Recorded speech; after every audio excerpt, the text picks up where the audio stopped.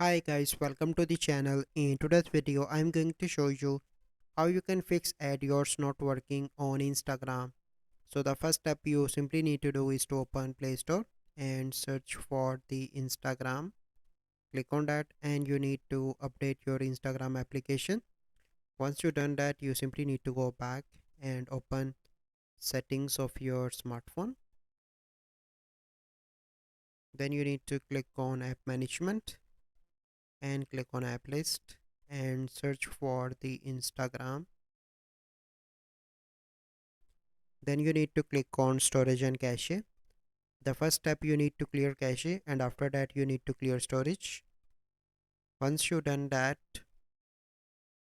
you simply need to allow all permissions from here and then you need to restart your smartphone and open Instagram, and after that your issue will be solved. So this is the process.